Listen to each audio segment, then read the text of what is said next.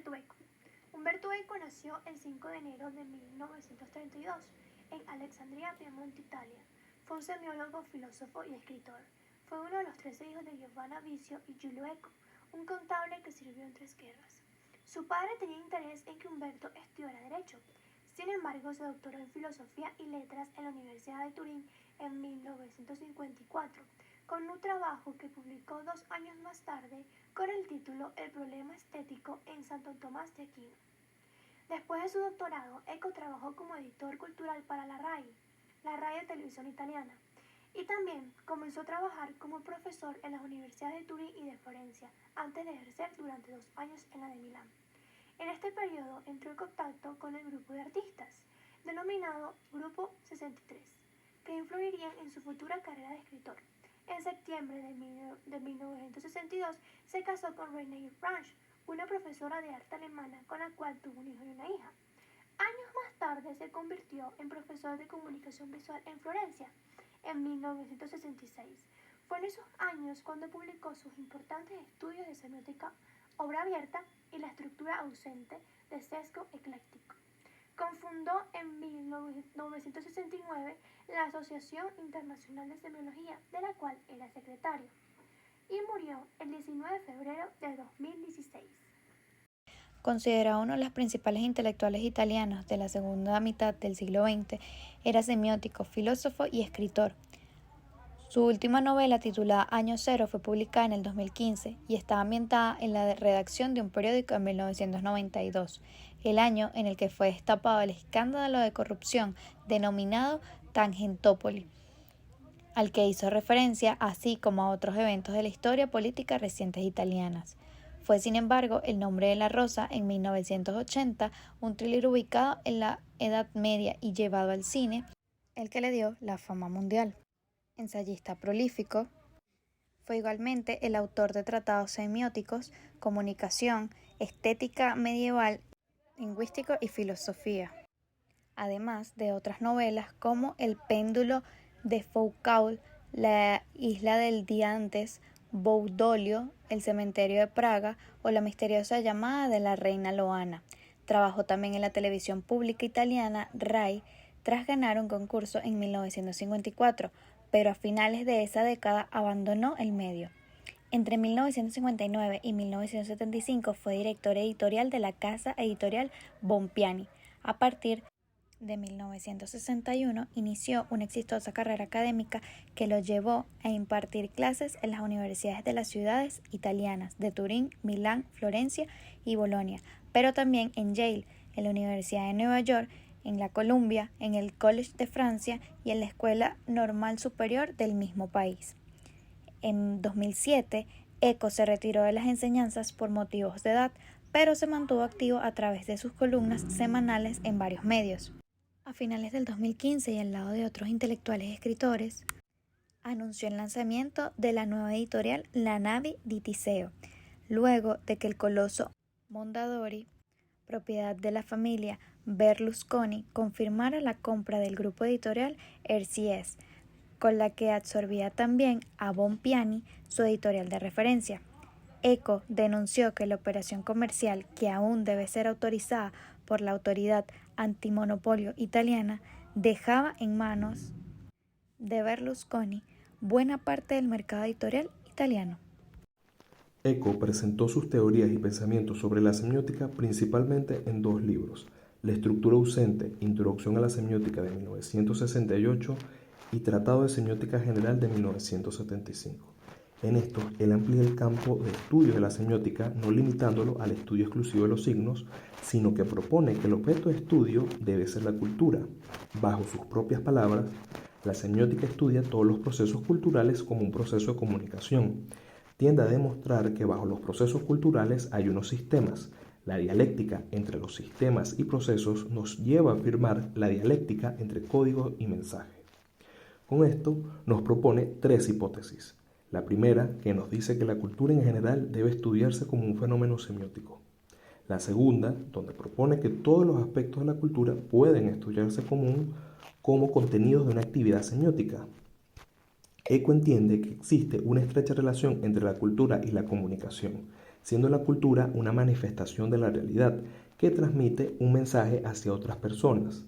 Entonces, si toda manifestación de la realidad se entiende como un contenido que hay que comunicar, entonces cualquier aspecto de la cultura se puede entender de una manera más efectiva si se analiza desde un punto de vista semiótico, pero dando lugar también que la cultura no es algo únicamente comunicativo.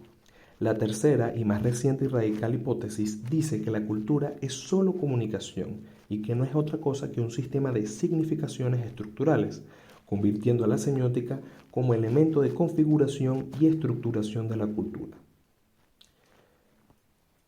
Eco plantea dos teorías, la teoría de los códigos y la teoría de la producción de signos. La teoría de los códigos es el proceso por el cual se genera a través de una convención social nuevas funciones semióticas o lo también llamado significación.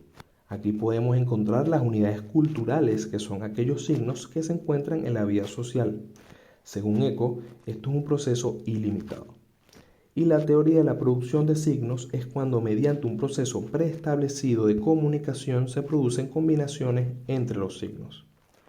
Eco también estableció una teoría llamada la teoría de la mentira. Él explica que la semiótica se encarga de estudiar al signo y el signo es algo que se encuentra o representa a un objeto o algo, pero ese algo u objeto no necesariamente se encuentra presente en el momento o existe en la realidad, por lo que define la semiótica como la ciencia que estudia lo que puede usarse para mentir. Pasando a otro punto, Eco limita a la semiótica en tres categorías, comenzando por los límites políticos, que los define como tratados transitorios con otras disciplinas, que a su vez se dividen en académicos, cooperativos y empíricos. Después, los límites naturales, que son hechos naturales que ocurren de una forma involuntaria. Los divide en el umbral inferior, aquellos que todavía carecen de un valor semiótico, y el umbral superior, que son aquellos procesos culturales que pueden tener o no funciones comunicativas. Por último, está el límite epistemológico, que implica que la semiótica está en un constante crecimiento y cada vez más ocupa una mayor cantidad de campos. Sus trabajos en el campo visual. Si nos enfocamos en los estudios de comunicación visual que hizo Umberto Eco, se puede destacar el de la obra La obra abierta, donde usa una metáfora filosófica para referirse a la crisis de visión que tenemos en general del mundo, argumentando que cada sujeto tiene una situación existencial condicionada, es decir, que el mundo proyecta y nosotros nos adaptamos al momento. Asimismo, hizo que la obra pudiese ser interpretada de diferentes focos, basados en las diferentes culturas y vidas, tomando una perspectiva abierta del mundo que cualquiera pudiese interpretar a su manera. Ejemplo, se puede tomar una visión panorámica de lo que sucede al momento de cualquier situación, pero esa visión puede que no sea unilateral, o sea que no tenga un solo punto de vista. También destacó que el ojo siempre está determinado a reconocer signos, siendo creado sobre una estructura precisa o sobre una estructura de pensamiento de animación interna. La estructura ausente fue escrita en 1968 y los objetivos de su obra fueron los siguientes: la institucionalización de un campo del saber, como hoy en día conocemos a la semiótica, la construcción de una persuasiva sistematización teórica, la recuperación de la antropología de Levi-Strauss a partir de la crítica de su estructuralismo y la apropiación de las imágenes de la cultura como proceso de comunicación. Y por último, la aplicación sistemática de modelos analógicos para la comprensión de fenómenos socioculturales. En su obra, Eco determina aquello lo que denomina los umbrales de la semiótica. El primero, umbral inferior, refiere a todas aquellas áreas del conocimiento que decididamente no se constituyen a partir de la noción del sentido. El segundo, el superior, está representado por los estudios que refieren a todos los procesos culturales como procesos de comunicación.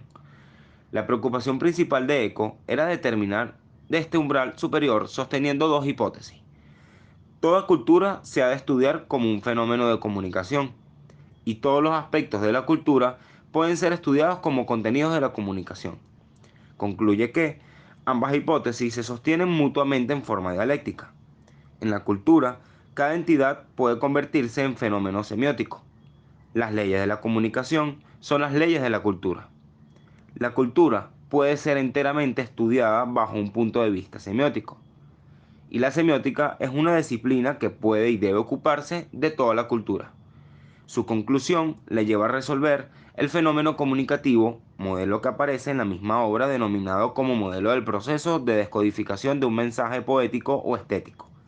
Este fue adoptado por la comunidad de semiólogos de orientación estructuralista hasta principios de la década de los 70. Según Umberto Eco, la semiótica estudia toda la cultura como proceso de comunicación y tiende a demostrar que bajo los procesos culturales hay sistemas. La dialéctica entre sistema y proceso nos lleva a afirmar la dialéctica entre código y mensaje. Peirce, Saussure y Eco dieron sentido y significado a la revolución de la lingüística.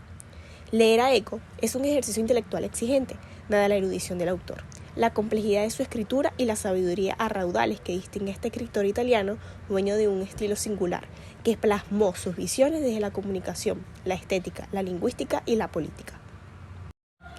La semiótica cobró estatus de ciencia que fue reconocida en la academia y fuera de ella, en los espacios comunicativos. La Asociación Internacional de Semiótica fue una de sus contribuciones.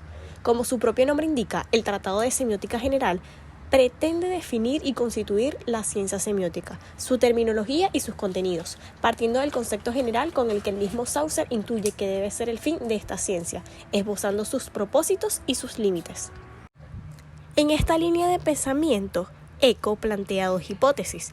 1. Toda cultura se ha de estudiar como un fenómeno de comunicación y 2. Todos los aspectos de la cultura pueden ser estudiados como contenidos de la comunicación o cualquier aspecto de la cultura convertirse en una unidad de sentido.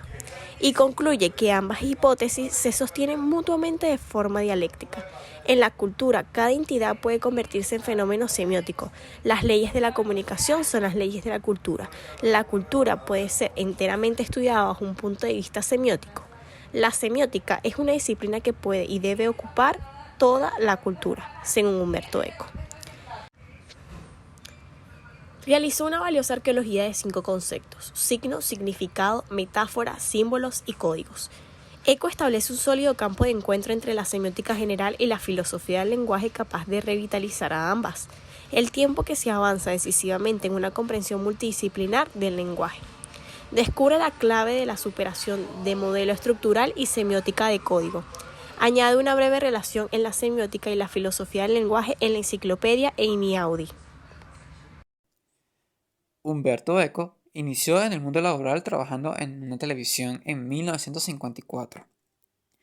A pesar de tener una licenciatura estética medieval, justo después de terminar la universidad, Eco se presentó a unas oposiciones en Milán con 22 años y acabó trabajando en el medio televisivo como funcionario, junto al filósofo Gianni Vattimo y el director Lunita Giotto Colombo. El autor italiano reconocía que en televisión no hizo nada especialmente interesante, pero que a pesar de eso fue una experiencia muy importante en su vida, que le dio la oportunidad de conocer a gente interesante y que incluso le ayudó a determinar la forma decisiva de su interés por los problemas de la comunicación. Finalmente dejó ese trabajo para incorporarse en la editorial Bompiani. Umberto Eco fue fascista. ¡Hey! Tranquilos. Eco nació en el norte de Italia en 1932, por lo que, como era costumbre, fue inscrito en el movimiento fascista juvenil, al igual que todos los niños de su edad en aquella época.